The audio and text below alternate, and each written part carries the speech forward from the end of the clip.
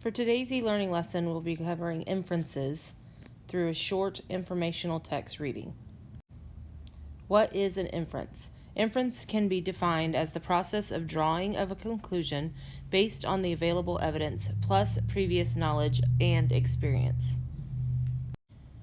Students are required to make an educated guess, as the answer will not be stated explicitly. Students must use clues from the text coupled with their own experiences to draw a logical conclusion. Example of inference number 1. He placed his hand firmly on her back and ushered her hurriedly out the door. Yes, yes, yes, I will call you soon to set up another meeting. I will, George said, punctuating the end of his sentence with a firmly shut door. What conclusion could you draw from these sentences above?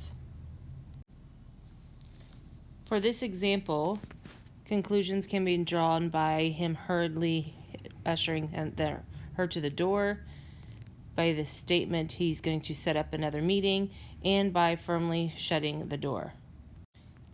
Example of inference number 2. The young woman walked a bit hesitantly towards the famous cozy Italian restaurant. She did not believe the excuse her parents gave her for having to meet her at the restaurant instead of at their house.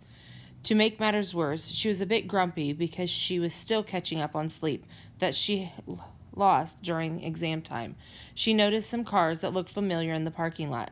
As soon as she walked through the door, she heard, "Surprise!"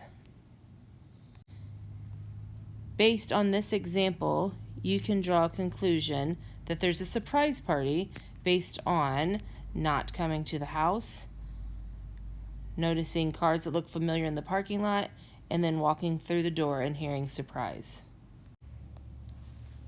For your homework assignment, you will need to read the attached article, informational article, answer the questions that follow with complete sentences.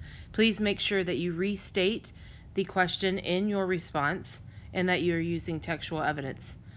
If you have any questions, my email will be attached to Google Drive. Please don't hesitate to ask questions, and then make sure that you submit your lesson to me so I can get it graded and put into Skyward.